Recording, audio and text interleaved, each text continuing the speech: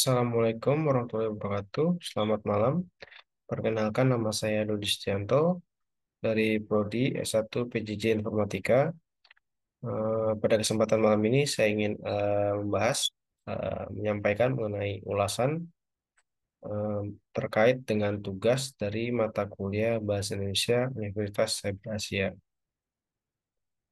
Pada saat ini saya ingin menyampaikan mengenai ulasan dari ketiga buku yang sudah saya coba untuk pelajari. Di antaranya itu yang pertama, buku dengan judul Data Compression: The Complete Reference oleh David Solomon. Atau bukunya sendiri di sini yang merupakan Data Compression edisi ketiga yang dibuat oleh David Solomon. Selanjutnya, mengenai ulasannya terkait buku tersebut, yaitu buku Data Compression: The Complete Reference karya David Solomon merupakan sebuah panduan komprehensif yang membahas berbagai teknik kompresi data dari yang mendasar hingga yang tingkat lanjut. Solomon dengan cermat menguraikan prinsip-prinsip dasar matematika dan algoritma di balik teknologi kompresi data modern. Namun demikian, pendekatan yang sangat teknis dalam beberapa bagian mungkin membingungkan membaca yang tidak memiliki latar belakang teknis yang kuat.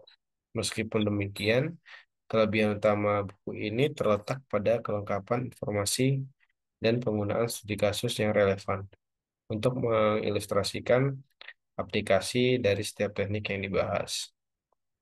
Berikut detail kelebihan di buku tersebut.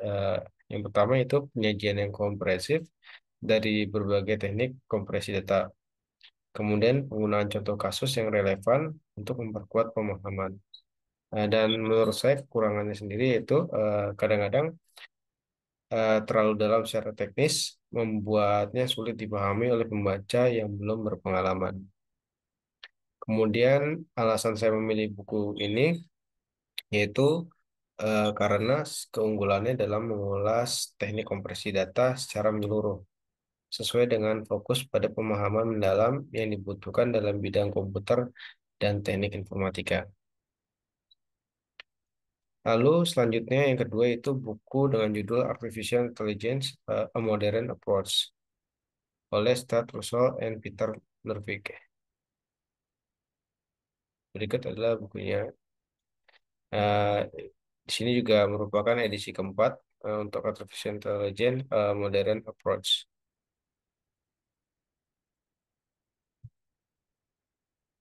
Kemudian untuk ulasannya sendiri, menurut saya di sini buku Artificial Intelligence: Modern Approach oleh Stuart Russell and Peter Norvig telah menjadi rujukan utama dalam memahami berbagai aspek kecerdasan buatan. Buku ini tidak hanya mengupas teori dasar AI dengan jelas, tetapi juga menyediakan aplikasi praktis yang mendalam dari teknologi ini. Meskipun begitu, sebagian pembaca mungkin akan terasa tertantang dengan kedalaman teori yang dijelaskan dalam buku ini.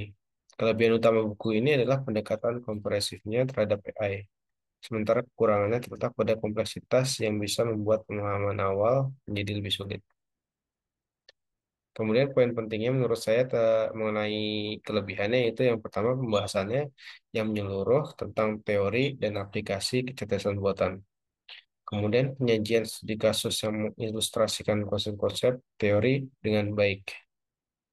Dan untuk kekurangannya sendiri menurut saya itu beberapa bagian dapat terasa terlalu mendalam dan terlalu kompleks, sehingga akan sulit untuk dipahami. Kemudian untuk alasan memilihnya, buku ini dipilih karena kualitasnya sebagai referensi utama dalam memahami kecerdasan buatan, yang merupakan teknologi penting dalam pengembangan sistem komputer modern. Kemudian dilanjutkan untuk ulasan buku ketiga dengan judul Internet of Things, IoT, Arsitektur, Protokol, and Application oleh Raj Kamal.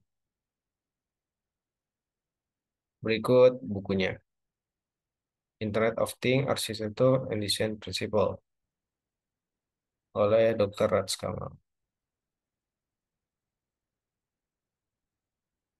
Kemudian untuk ulasan sendiri, menurut saya buku Internet of Things, Arsitektur Protokol and Application, karya Raj Kamal menghadirkan pandangan yang menyeluruh tentang arsitektur, protokol, dan aplikasi dari teknologi IoT. Kamal berhasil menggabungkan aspek teknis dan praktis dengan baik. Meskipun ada beberapa aspek yang mungkin kurang dalam untuk membaca yang mengharapkan analisis teknis yang lebih mendalam. Kelebihan utama buku ini adalah kemampuannya menyajikan materi yang terstruktur dengan baik dan relevansi studi yang mendukung. Namun kekurangannya adalah pada ketidaktepatan dalam beberapa bagian yang mengharuskan membaca untuk lebih menyelami topik-topik tertentu dengan lebih dalam.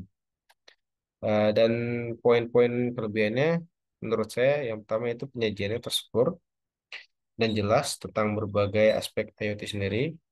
Kemudian pemilihan studi kasusnya juga relevan untuk mengilustrasikan aplikasi IoT hingga masa saat ini.